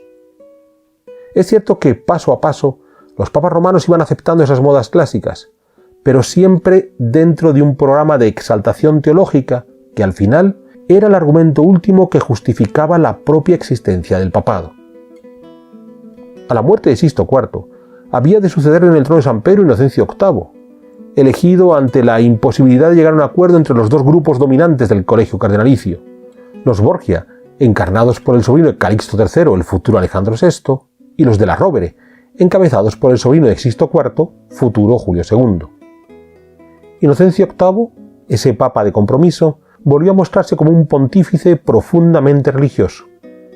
Recortó los gastos suntuosos y militares de Sixto IV, pero sobre todo mostró su preocupación por el riesgo de las herejías. Algunas que podían venir de aquellos eruditos como Pico de la Mirandola, que trataban de unir el saber cristiano, judío y pagano, dando igual valor a todos ellos. Los textos de Pico de la Mirandola fueron condenados. Pero sobre todo Inocencio VIII mostró su preocupación por la brujería, y en la bula de 1484, Summis Desiderantis Affectibus, aceptó la existencia de las brujas, abriendo la posibilidad de ser perseguidas, algo que comenzaría poco después con la publicación del Malleus Maleficarum, el martillo de las brujas, por parte de dos dominicos alemanes que dieron así comienzo a la caza de brujas. En definitiva, los papas que gobernaron durante la segunda mitad del siglo XV no estaban abonados al humanismo más allá de ciertos barnices artísticos, y sus preocupaciones teológicas dominaban por encima de cualquier otra ambición. La Capilla Sixtina de Sixto IV fue un canto al poder teológico de los pontífices. El cambio habría de llegar con sus sucesores, con Alejandro VI, Julio II o los Papa Medici, cuando estos pusieron en igualdad de condiciones las ambiciones religiosas y las políticas. Es posible que Sixto IV ya lo hubiera intentado, pero los que llegaron después de él creyeron conseguirlo. Sierra de Historias, con Alberto Garín.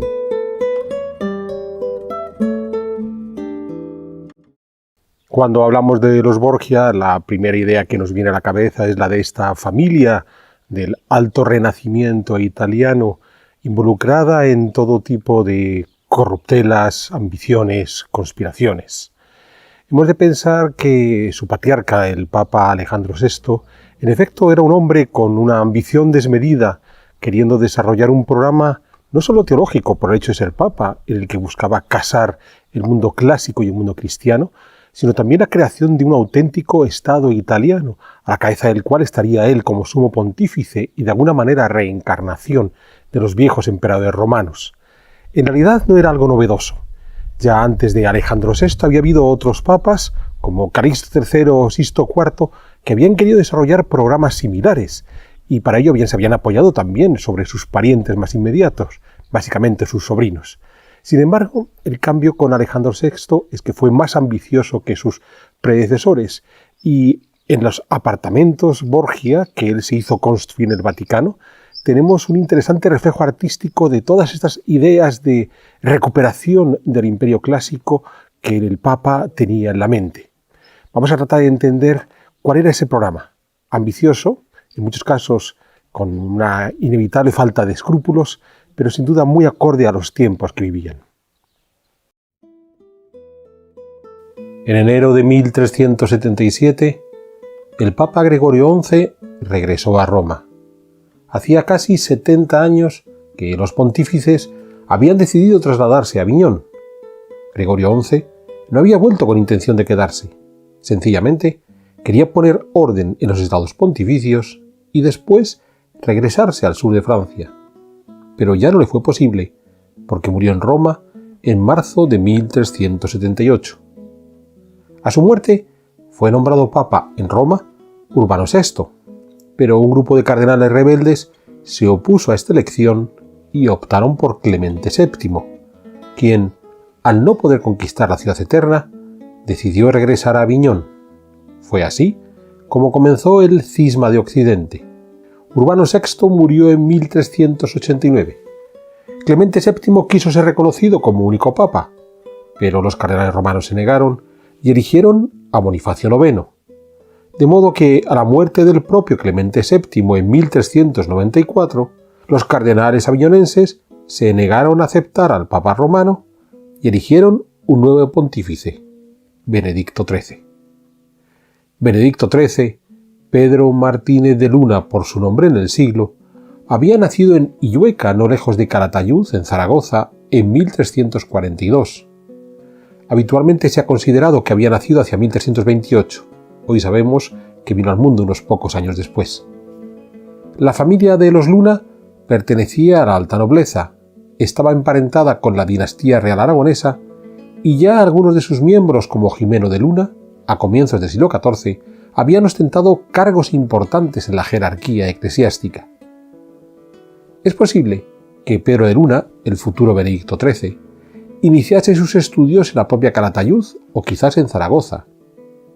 En 1366 recibió en Aviñón las órdenes menores y el diaconado, y después sabemos que estudió en Montpellier, donde se especializó en Derecho Civil y Canónico.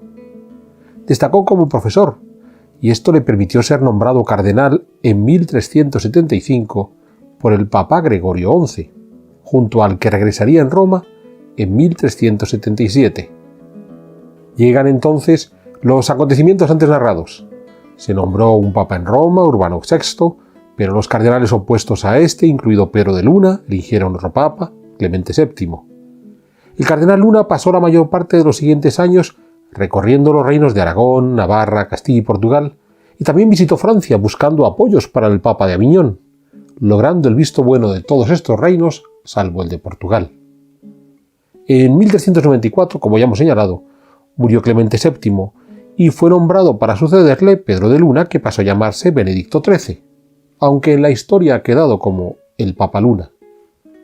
Durante su papado fue perdiendo el favor de los reinos de Occidente, que decidieron ir pasando al Papa de Roma. Para lograr su renuncia, Benedicto XIII llegó a sufrir un largo sitio en su residencia de Aviñón, que se prolongó por 5 años, entre 1398 y 1403.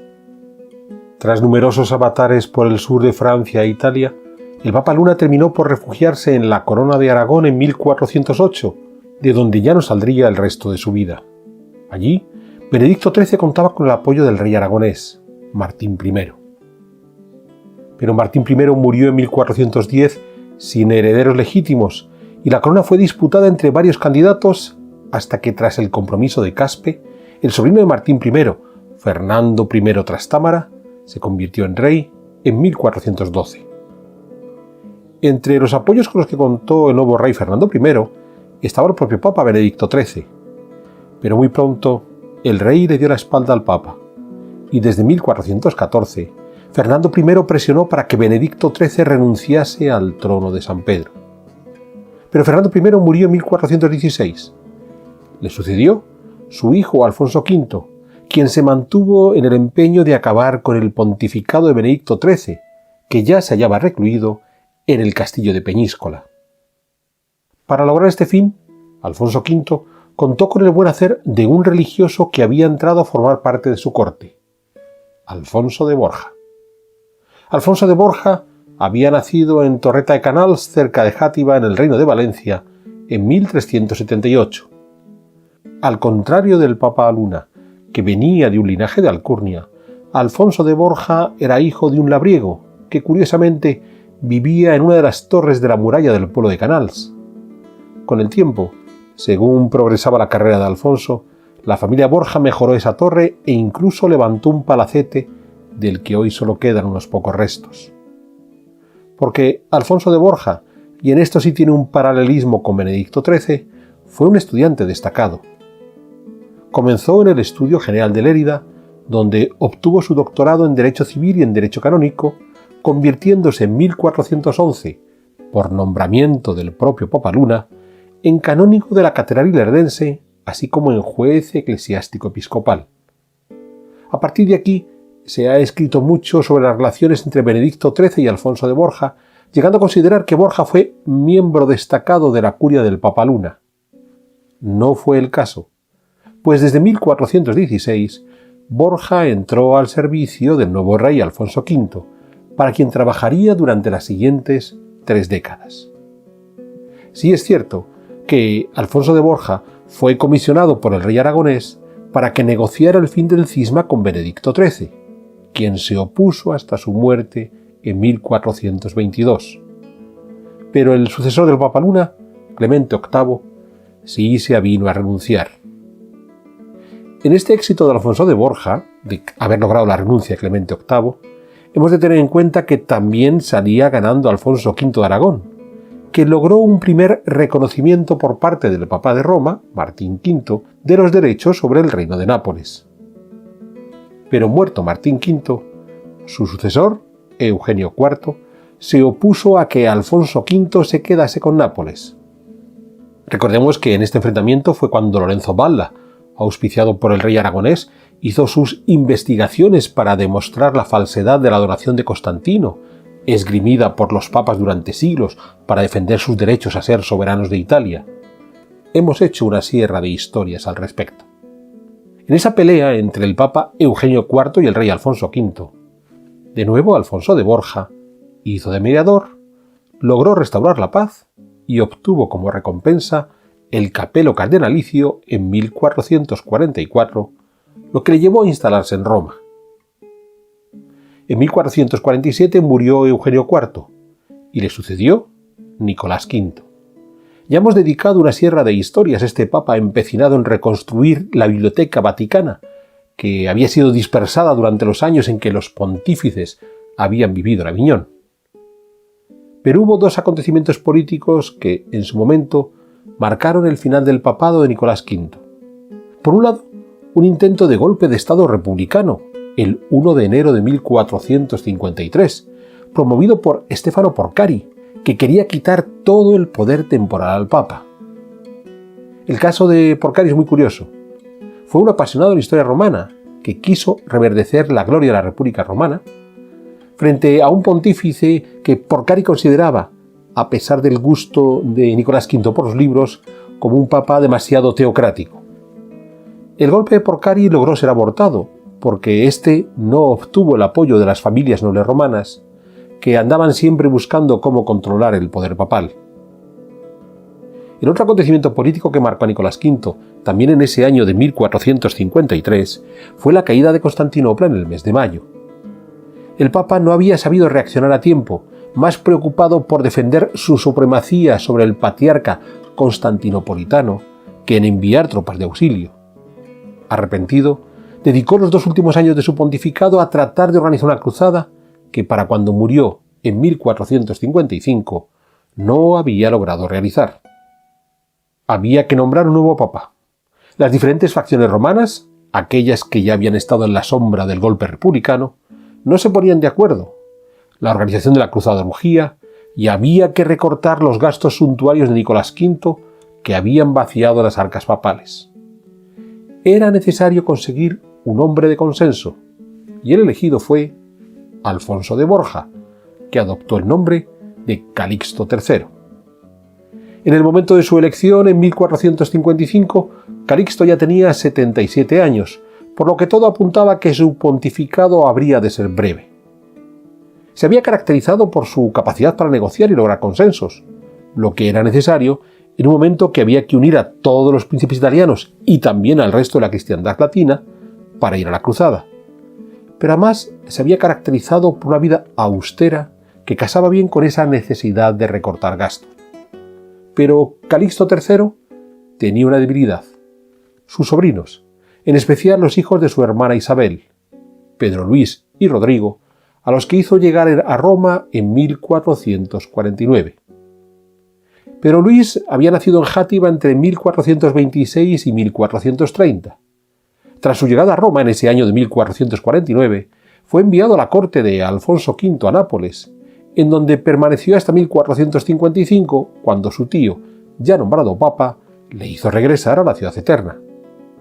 Allí, Pedro Luis comenzó a acumular cargos militares: capitán general de los ejércitos de la Iglesia, castellano de Sant'Angelo, prefecto de Roma. Incluso a la muerte de Alfonso V en julio de 1458, su nombre fue barajado como nuevo rey de Nápoles. De partida, la idea que tenía en mente Calixto III era delegar en su sobrino Pedro Luis todo el poder temporal, para así él, Calixto III como papa, poder centrarse en la organización de la cruzada contra los turcos. Pero pronto se vio que, sobre el interés de la lucha contra el infiel, primaba el de la propia familia Borja, un precedente de los intentos de patrimonializar el papado que veremos décadas después, llegando a su culminación con los papas Alejandro VI y Julio II. Cuando Calixto III murió en agosto de 1458, Pedro Luis cayó en desgracia, muriendo un mes después. Mejor suerte corrió el otro sobrino de Calixto III, Rodrigo, que ha pasado a la historia con su apellido ya italianizado como Rodrigo Borgia. Nacido también en Játiva en 1431, había llegado junto a su hermano Pedro Luis a Roma en 1449, pero con la idea de hacer una carrera eclesiástica. Rodrigo estudió Derecho en Bolonia, donde se doctoró en 1456. En ese momento, su tío ya era papa y lo nombró cardenal, y un año después, en 1457, vicecanciller de la Iglesia romana, lo que le convertía en el segundo a la cabeza del papado solo por detrás del pontífice. Rodrigo fue capaz de retener este puesto gracias a su buena gestión durante más de 3 décadas y con 5 papas diferentes, un cargo al que sumó sucesivos obispados, destacando el de Valencia, que retuvo desde 1458 hasta 1492. Como ya hemos señalado, Calixto III murió en agosto de 1458 y fue sucedido por el erudito Eneas Silvio Piccolomini, ya con el nombre de Pío II. Hemos tenido ocasión de hablar de este papa en una sierra de historia previa, donde vimos cómo hizo rehacer su ciudad natal, Piensa, donde habilitó una nueva plaza central en torno a la cual rehizo la iglesia local, mandó edificar un palacio de recreo para sí, a la derecha de la iglesia, pero también levantó un palacio episcopal a la izquierda que el Papa Pío II entregó a su favorito, Rodrigo Borgia. Muerto Pío II en 1464, fue sucedido por Paulo II. Rodrigo Borgia no perdió el favor del nuevo papa a pesar de su vida licenciosa. En 1468 nació su primogénito, Pedro Luis, al que siguieron 2 hermanas, Jerónima e Isabel.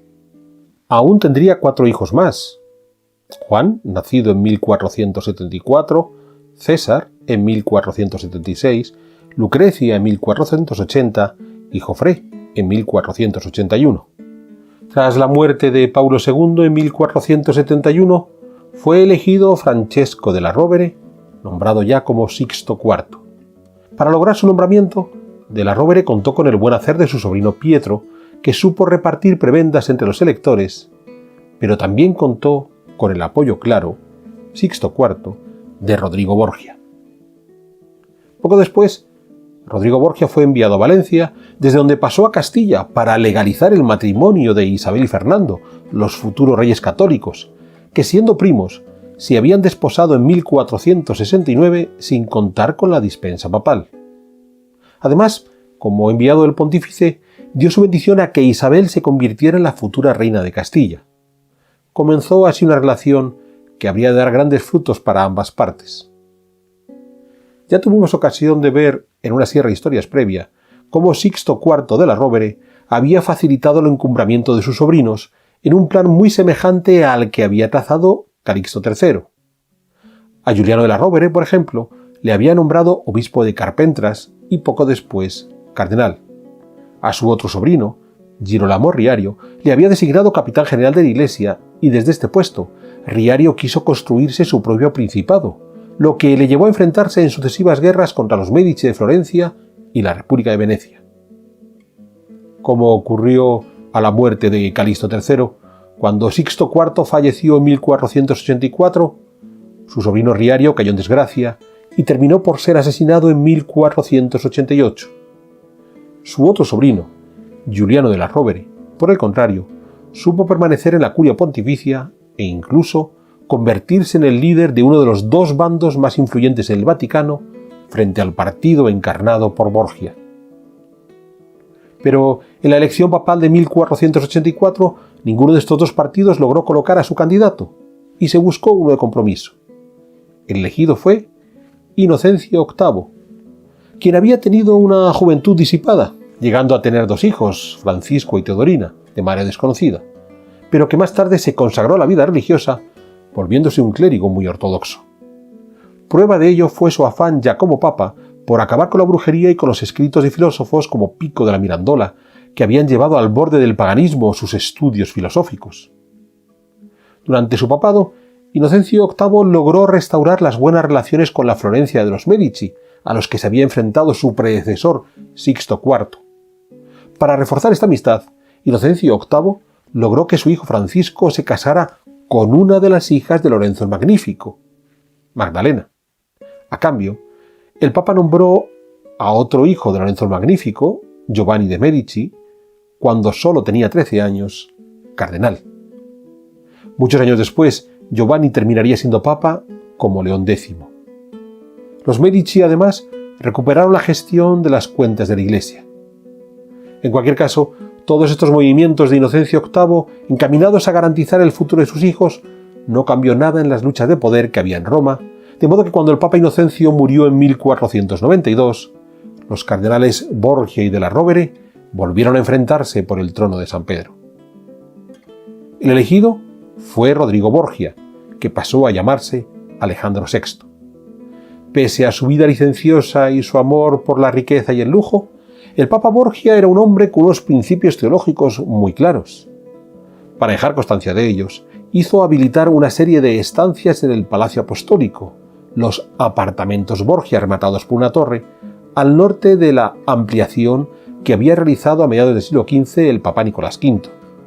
Hoy, estos apartamentos se encuentran situados justo debajo de las estancias que Rafael pintó para el Papa Julio II de la Rovere y sirven como lugar para exponer parte de la colección del arte católico contemporáneo. Hay 2 elementos que llaman la atención en estos apartamentos Borgia. Primero, su estructura arquitectónica. Las estancias se cubren mediante arcos apuntados y bóvedas de crucería.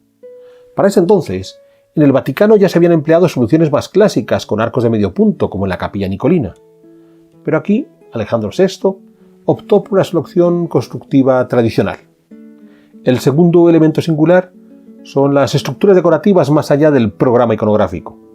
Por ejemplo, la azulejería del suelo, que bien puede remontar a tradiciones alfareras valencianas, recordemos de dónde vienen los Borgia, aunque ya en el siglo XV ese tipo de cerámica se producía en Italia, la mayólica italiana, imitando, es cierto, la del Levante español.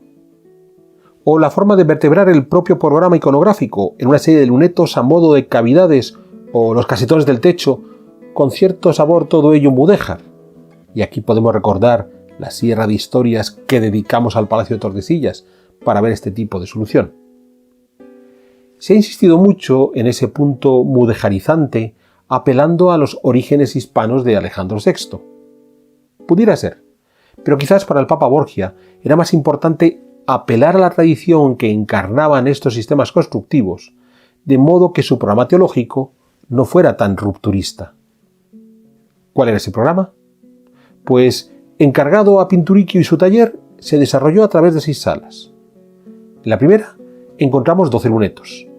En cada uno de ellos estaban emparejados un profeta bíblico y una sibila, las profetisas del mundo clásico. La idea a transmitir es que la verdad podía llegar tanto de la boca de emisarios veterotestamentarios como de paganos, con lo que Alejandro VI se mostraba más receptivo a la filosofía clásica que su predecesor, Inocencio VIII, que, recordemos, había condenado a Pico de la Mirandola precisamente por la querencia excesiva de este erudito por la filosofía clásica. La siguiente habitación es la sala del credo, donde los profetas del Antiguo Testamento quedaban emparejados con los apóstoles, aquí aunando la vieja ley y la nueva ley, algo que ya había utilizado Sixto IV en la iconografía de su Capilla Sixtina. La siguiente sala es la de las artes liberales, donde se exhibían los símbolos de las 7 disciplinas que formaban el trivium y el quadrivium, la base de la educación clásica que siguió empleándose durante la Edad Media. Recordemos, esas 7 disciplinas son la gramática, la lógica, la retórica, la aritmética, la geometría, la música y la astronomía. El mensaje aquí era que la adquisición del conocimiento, siguiendo los parámetros clásicos, era necesario sin que eso impidiera asumir el mensaje teológico superior que se exhibía en las 2 siguientes estancias. Porque la siguiente sala era la de los santos, donde ya se apelaba a la necesidad de la fe, incluso con el riesgo de perder la vida por defender esa fe.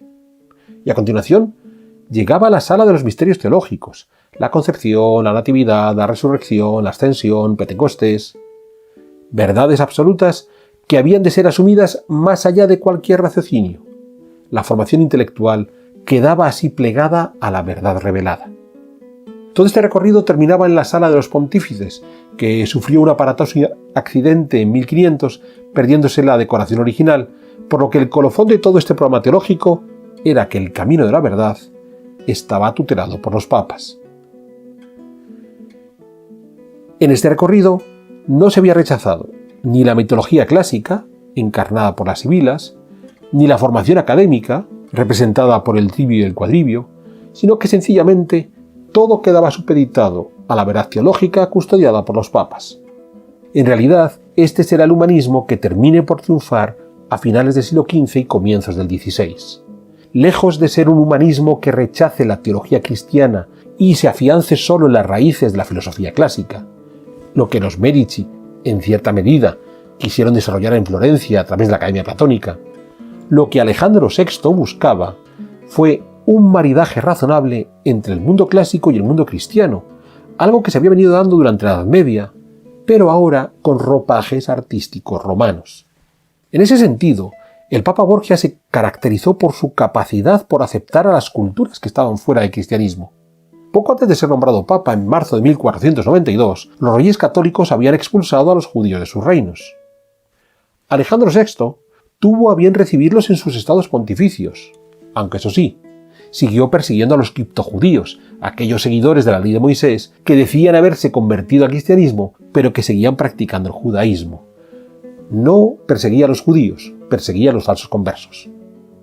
De igual manera, en octubre de 1492, Cristóbal Colón llegó a América y los reyes católicos solicitaron a Alejandro VI que confirmase la soberanía castellana sobre los territorios descubiertos, lo que se hizo mediante las buras alejandrinas, que servirían de base para el Tratado de Tordesillas de 1494, firmado entre Castilla y Portugal, en donde limitaron estos dos reinos sus áreas de influencia allende de los mares. Pero además, en esas buras alejandrinas, el Papa se interesó por la suerte de los pueblos americanos, considerando que su cristianización debía ser la prioridad. Es decir, Alejandro VI entendía que esos pueblos americanos venían de una cultura pagana, pero que era posible salvar sus almas mediante la evangelización.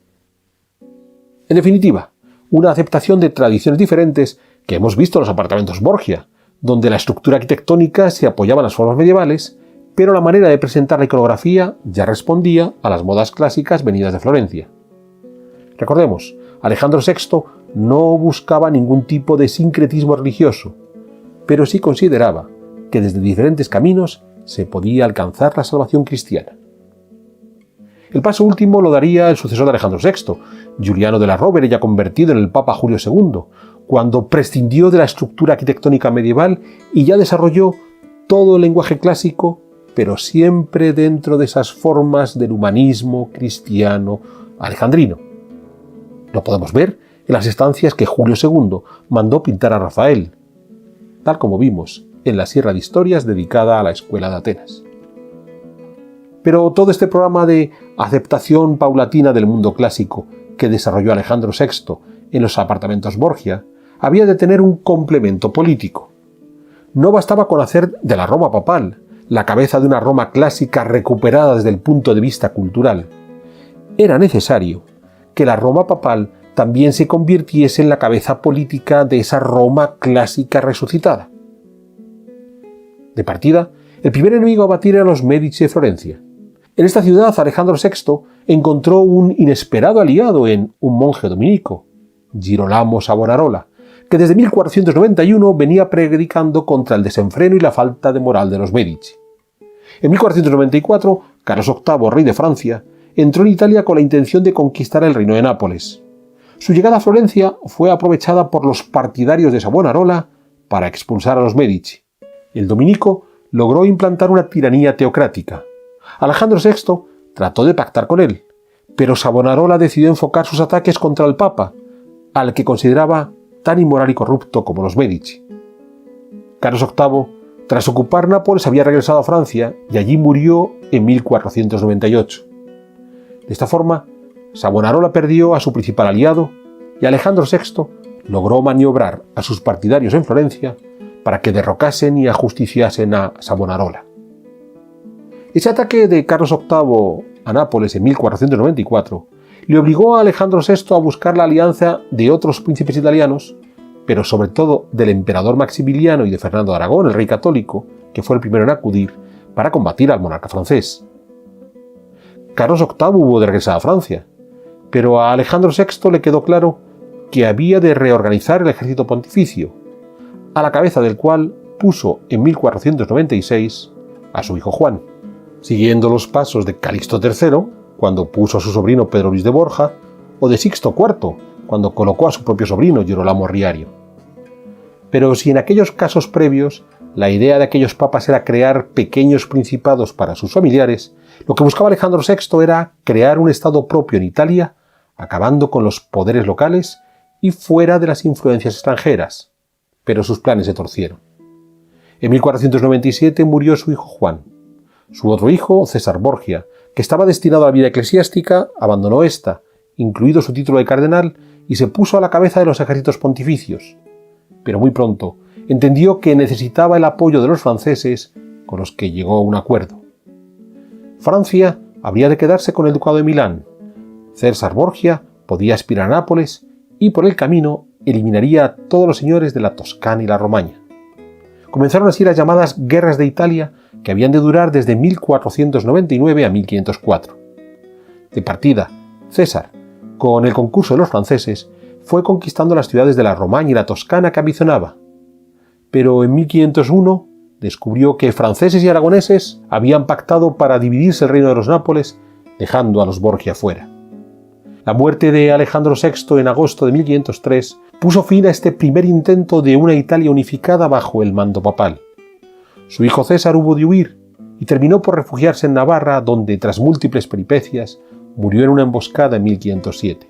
Sin embargo, la idea de una Italia unida y liberada de los bárbaros, ya fueran las tropas imperiales, los franceses o los aragoneses, quedó en el imaginario de los italianos de la época, tal como reflejó Nicolás Maquiavelo en su ensayo El Príncipe, escrito hacia 1513.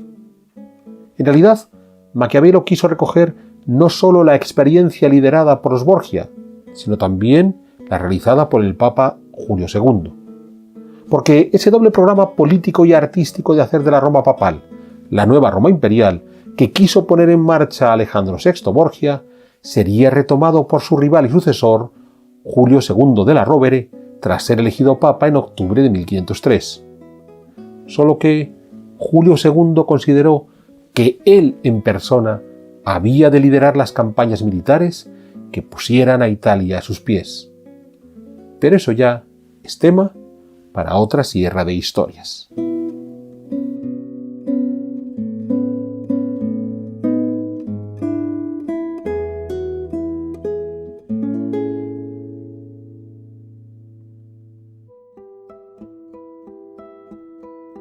¿Quieres incorporarte a la comunidad de Sierra de Historias? Pulsa el botón Unirme, apóyanos con tu contribución y conviértete en miembro de nuestro canal.